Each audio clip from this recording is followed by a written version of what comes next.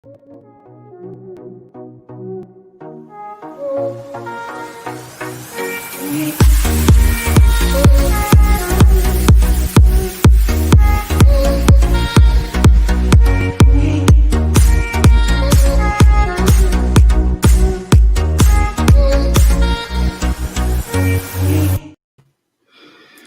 there, welcome to another episode of McCall Media TV Live, whereby in today's episode, I'm going to be basically delivering to you 8 different kind of like StreamYard hacks, sort of hints, tips, strategies, things that you can do to help basically boost up your productivity for delivering your video content. You don't always have to use it to be going live with a live stream.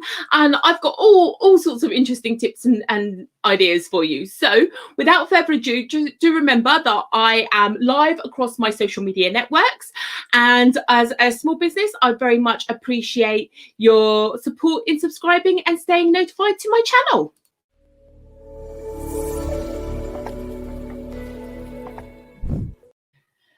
Okay, so I'm going to dive straight on into it today. So the very first hack that I'm going to give you is that you can actually go live without, you can record without actually going live. And I'm just going to show you how that can happen right now. So just give us 10 seconds while I literally bring up my other screen. So as you can see right now, I am in the StreamYard app in Chrome browser. And if we click on that create broadcast button, very faintly sort of listed underneath here is skip and record only. Now, I'm not going to do that because obviously I'm live streaming right now and I don't want my demo to affect my real live content to you. But essentially, it does mean that you could actually use this software to record your videos, your regular videos, and upload them as a strategy later on, which means that you get to basically embrace all of the different tools and functionality to make your videos a little bit more kick-ass, which is especially very helpful to you if you're not very good on the video production side of things and you don't particularly know where to go, what to do, you don't want to hire someone, you don't want to have to learn Premiere Pro or any of those kind of tools. You can basically use the StreamYard software as a video production tool whereby you get your little banners and all these little things that you can flash up and hide on screen and make your branding, and then you can record it as a regular video. And if you then sort of muck up or stumble over your words, if you really wanted to, there are some very basic editors that will allow you to cut out sections and just glue other bits of your content together without having to worry about all your fancy graphics. So that's my top tip number 1 for you guys today. Okay, so tip number 2.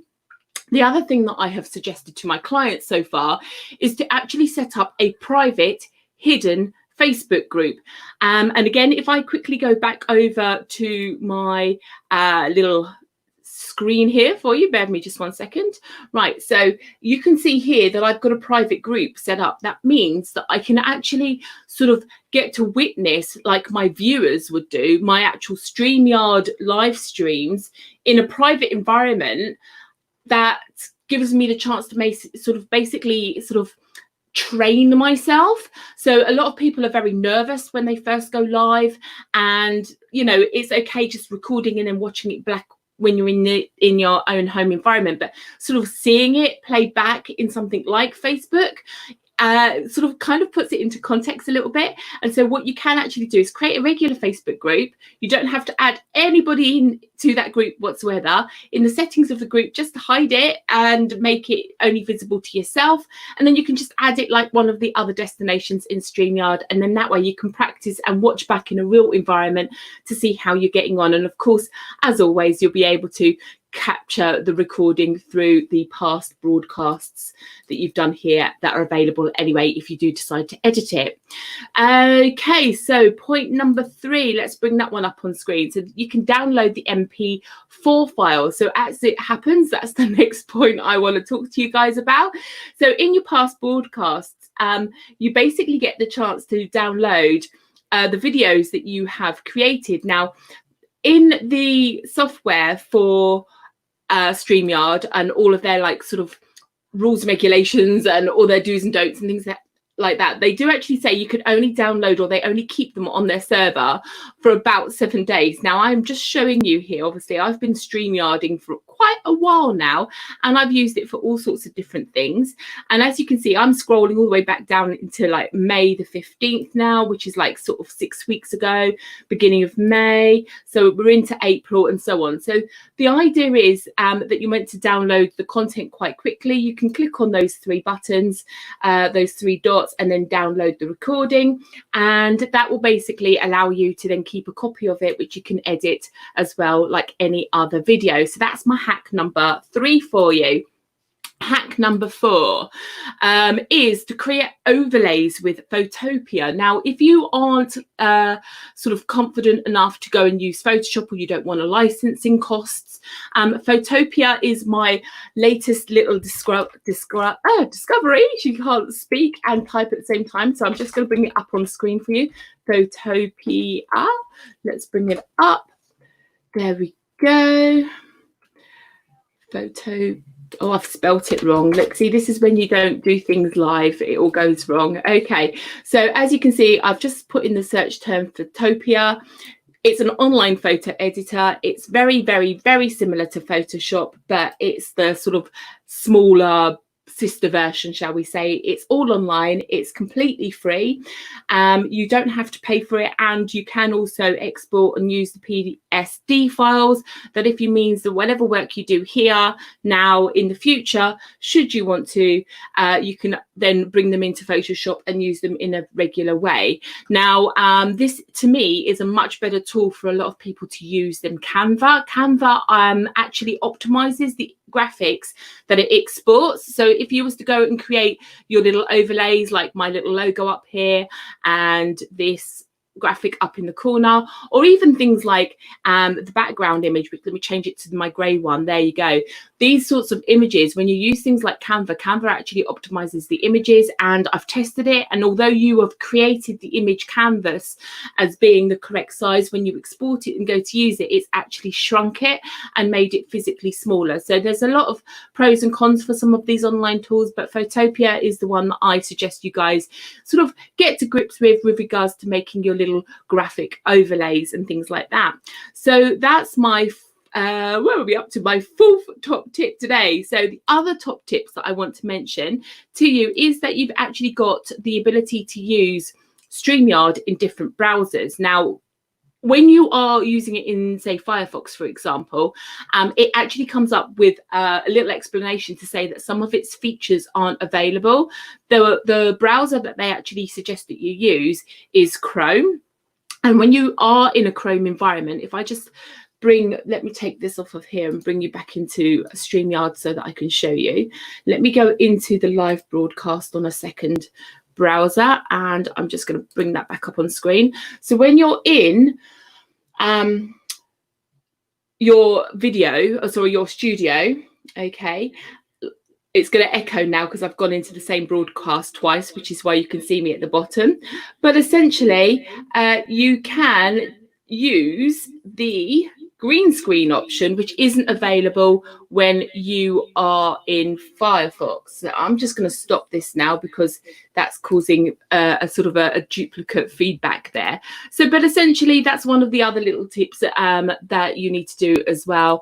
So if you are looking at green screens, and something that I will quickly show you as well, which I didn't want to do then just a second ago because of the whole feedback loop. But when you have let me just see if I can make it happen right now.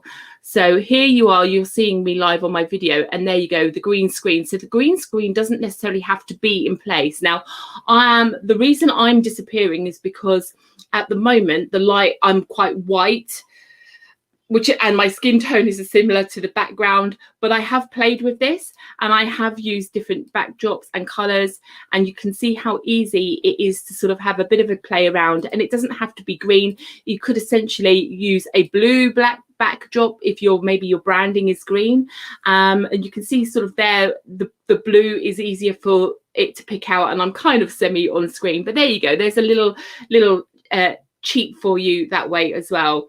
The other little hack is that you can actually have up to 10 guests on your live stream. So it is actually quite a good way if you wanted to do like a video conference and you wanted to stream and broadcast this so that you could actually hit a wider community simultaneously, but you wanted to be able to give those the other guests abilities to share their screens and things like that, then you can actually do so within StreamYard, which also helps you when you're multi-streaming on different platforms at the same time. And then last of all, the other one that I wanted to show you, and we're going to see if this works right now. And again, you might get some sort of feedback because I'm just about to go and join this broadcast on my mobile phone, that your guests, there we go. Is it going to come up? Oh, let me see if I can mute my mic. Right, so there you go. As your guests can actually join your live broadcast, hello, from a mobile phone. But if they are going to do this, I'm on an iPhone at the moment. You do need to use Safari. It doesn't work on any others like Chrome or anything when you download it on an iPhone. I've not tested the Android environment. But there you go. I'm going to end this now because obviously there is the back feed again. So, oh, I don't want to end the broadcast. I just want to get rid of the app. There we go. It's all gone wrong. Okay. Let me just come out of this. Oh, it's hard because I don't want to. Let me just come out. And then you get stuck in it. That's the only other thing. So cancel. Oh, right. So I'm just going to have to remove this guest. There we go. Right. Okay. She can't get rid of the guest. It's horrible. So this is one of the other problems that you can have. Okay, because obviously you wouldn't be doing this at the same time. So I'm just going to get rid of my phone. Just 1 second. Okay, I've just literally launched my phone down the hallway.